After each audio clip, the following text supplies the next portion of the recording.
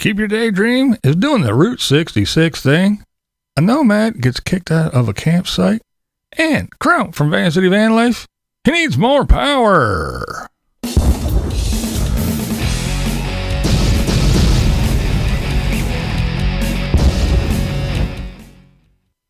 What is up, blind viewers? How is everybody doing today? It's a fresh new week. It's a Monday morning. How are you doing?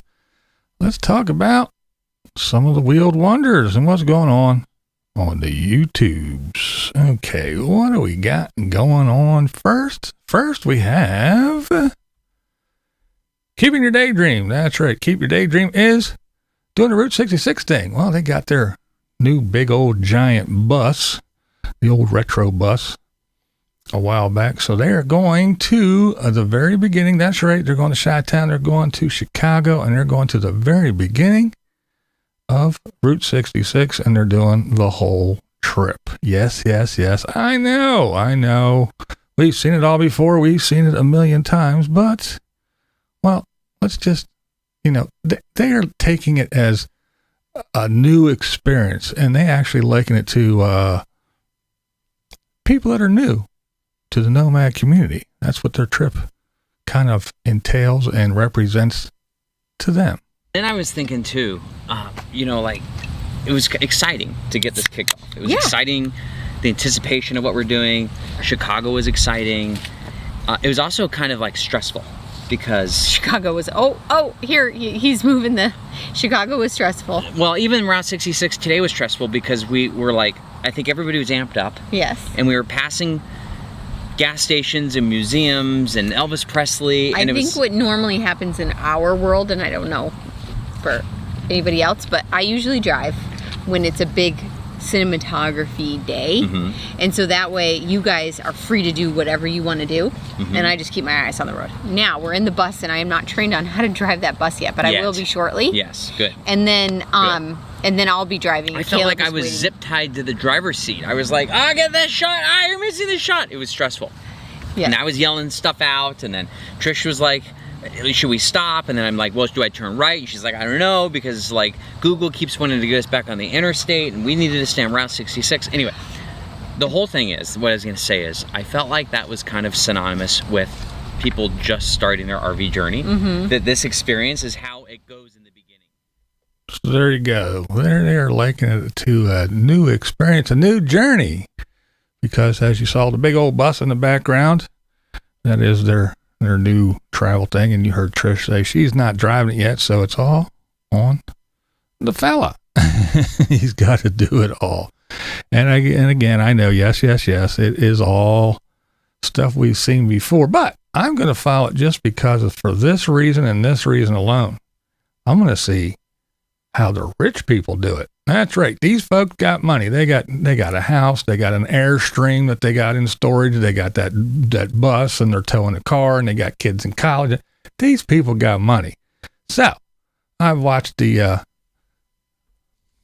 less fortunate, not less fortunate, the people that don't have money, the ones that scrape together. The ones that go to the desert and sit in a circle that don't do a whole lot. I've seen them travel to Route 66, and I've seen some people in the middle of the road. We won't call them poor. We won't call them rich. And we've seen what they've done during Route 66. Now I'm going to see if it's any different when you got a whole bunch of money to spend. What these folks do when they're doing the Route 66 chore. All right. So let's keep an eye on KYD. Keep Your Daydream. Okay. Next we have a popular Nomad in our little group here got thrown out of a campsite. Yeah.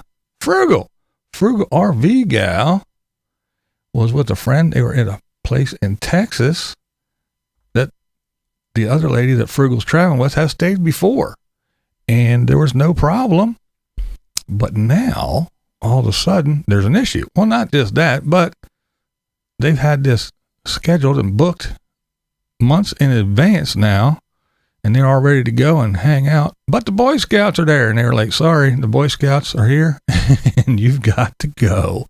So, well, we'll let Frugal tell you what's going on. We had reservations for a couple of months here. And this is a county park close to Georgetown, Texas. And when we got here, the park host came over. There was nobody here except the park host, and he came over and he was like,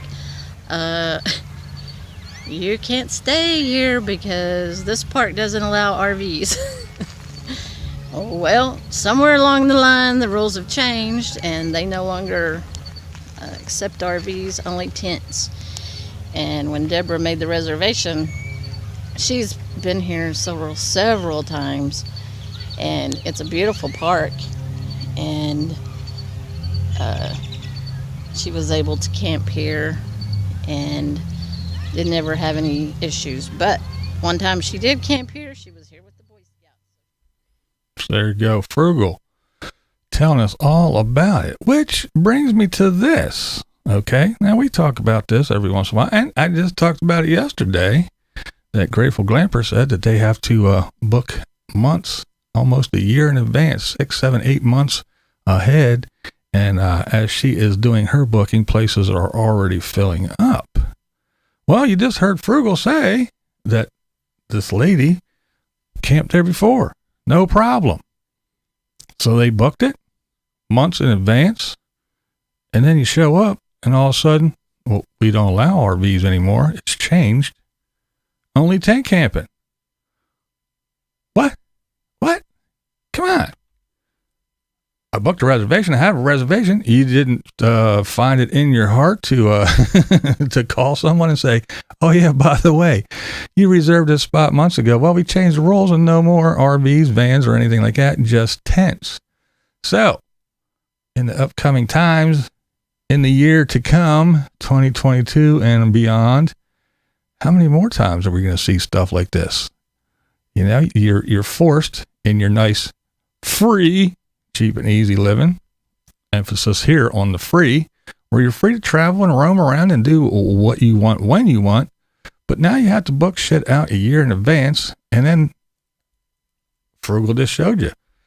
You might wind up showing up and them telling you, hey, guess what? We don't do that anymore. Sorry about your luck. I don't know. Kind of shady. What do you guys think? Let me know in the comments below. I'm BlindViews, and that's the way Sammy and I see it. So there you go, Frugal RV Gal. Go check her out. I don't know. Interesting story. Interesting story, man. Alrighty, righty-roo. What are we going to talk about next? We're going to talk about Chrome Vancity Vanlife. That's right. Chrome needs more power. Wow. Okay. First of all, everybody knows, hey, come on, Weirdos Unite. I'm a big Chrome fan. I enjoy him. I enjoy his channel. I enjoy the way he does everything. And it is, and I'm not dogging him, but I'm just going to say, from the humble beginnings of just throw a mattress in the back of your van and go, you don't need all this stuff. I don't need this. I don't need that. He sure has come a long way. And I'm not saying there's anything wrong with it. No, that's not what I'm saying at all. I'm just saying it was kind of interesting to see this journey from the humble little just living in a van, and I'm tired of all this crap, and I'm just going to be in this van, to now, I mean, his van is stockpiled. It's got a freezer. It's got all the custom built cabinetry. He's got electronics in there. He's got the lift kit, the tires, the body work, the this, the that. I mean, it's all done out. And again, I'm not bitching. I'm not complaining. I'm just saying it has come a long way. And now he's got his shop where he's got the vehicles. That's right, the vehicles, the Ambo and his van inside. He's got a couch. He's building benches and all kinds of shit's going on. So from even the the diehard van people that I don't need anything but my van, this is my home, it's progressing. And as time goes by and things do change. And now Chrome is in a predicament where before, when he was in his van in the wintertime, we all know that when you're doing the solar thing and the batteries and all that, well, solar would mean that you need one important thing for this to work: sunshine. Well, Canada, winter, not that much sun, but he's done it before. But now it seems that as he progresses and grows and goes from the minimalist up to the, not so much minimal anymore, he's finding himself at a little loss for power. But that's insane, 160 watts of pull. So let's find out. So it's starting to wind down now. We'll wait till this heater shuts off. So we're at 107 watts of pull. I'm having a hard time keeping them above 50% state of charge right now. And I do have lithium batteries, the LifePo 4 ones, or whatever you want to call those things. So they can be ran down to 20%. But by the time I get up in the morning, they will be at 20% if I happen to turn this heater on anymore tonight. But doing general use in my van, charging my phone, charging my camera. Today I charge my drone, I charge my laptop for editing. So just general daily use, there's not enough power coming in. So I've always wanted. So there you go. Just the simple everyday things, he says, and a little extra. He did switch his refrigerator freezer. It had 2 compartments split to freezer. So that's probably drawing more because it's not just a refrigerator section now. It is a 2, which is giant, basically a big, a big chest freezer now. So I'm sure that is drawing more. Plus it is that wintertime up there in Canada. Well, not winter quite yet, but the sun is at that angle where, things do. He's not getting that direct sun from, directly down. It's at that angle on his solar panels. And now that he has a shop, he did say that he is parking inside. So therefore, when it's usually outside, even that little bit of trickle, a couple extra hours or whatever, when the sun is up, he's not getting that because he has his rig parked on the inside. So there we go. We have that. And he's not driving as much either. And that's what he's talking about. He really wants a big high charge or high output alternator. So generator alternator. So he can, charge his battery bank up. But he talks about the charge controller limitations and everything, how it stops at 50 watts. And even if he is cranking in whatever, 100, 200, 300, whatever watts, it's only going to let 50 watts in. But anyway, again, it just goes to show that as people grow, as time goes on, no matter how minimalist you want to be, and just, again, throw your mattress in the back of a van and that's all you need. Well, now you need windows in the side. You need all kind of places to plug this in and plug that in. You need to do your laptop. You have to have your microphone. You want to do your DJ stuff, and you got fantastic fans. You need ventilation. You need a roof rack. You need a ladder to get to the roof rack. You want to go out back. So now you got to get a lift kit and you got to get bigger tires. And now you're going to say, well, hey, I got this other van. I got a project. So now I need a place to put that. So now I'm inside. Now I'm buying couches and shit like that again that you wouldn't be doing if you were just in a van. Again, I'm not saying it's a bad thing. I'm not saying it's wrong. I'm not saying he's not a van dweller. He still lives in his van. He still travels, but he is going to be doing other things. And I know I'm still going to be watching because I still enjoy the channel. I still enjoy the way he makes videos, but it is fun to watch people, especially when you watch them from just about the beginning. I watched him from almost day one, not quite, but damn close. So it is nice to watch people as they progress through this, whatever lifestyle they are, as they share it with us on YouTube. Even the growth of his channel and everything, it's just like Full Tiny House is another one to watch those kids grow up right here on YouTube, right in front of our eyes. So it's kind of interesting when you follow certain people and see the progression and see how they evolve over the years. So there you go. I think I'm going to end it there with this little update. I hope you enjoyed it. So do stick around and see what I'm going to be talking about next. And hey, you know how we do here.